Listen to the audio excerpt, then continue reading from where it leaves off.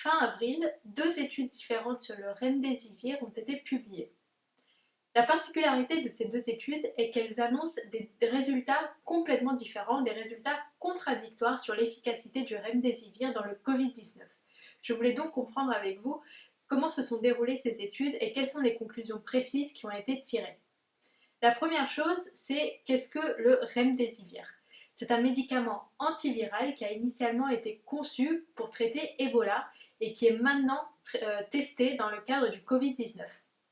La première étude qui a été publiée le 29 avril, c'est une étude qui a été menée par le NIH, qui est un centre de recherche américain, et qui a porté sur 1063 patients hospitalisés avec des formes avancées du Covid-19.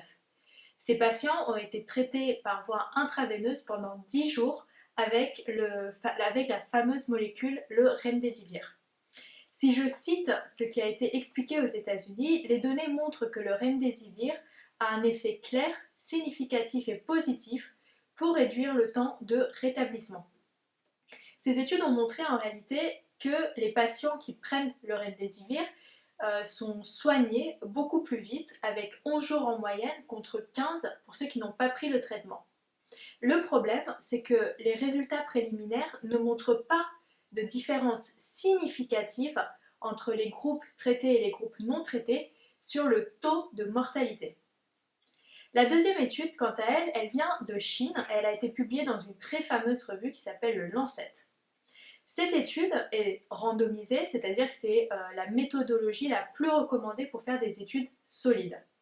Et cette étude dit que le remdesivir n'améliore pas l'état des malades et ne réduit pas la présence de l'agent pathogène dans le système sanguin.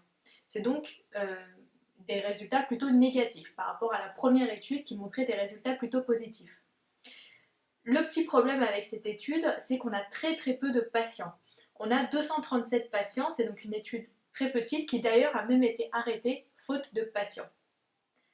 Aujourd'hui, le remdesivir a eu une Emergency Use Authorization aux États-Unis, ce qui veut dire que le remdesivir peut être utilisé dans des cadres très particuliers, à l'hôpital pour certains patients, et donc le remdesivir aujourd'hui n'a pas été approuvé pour traiter le Covid-19 de manière générale.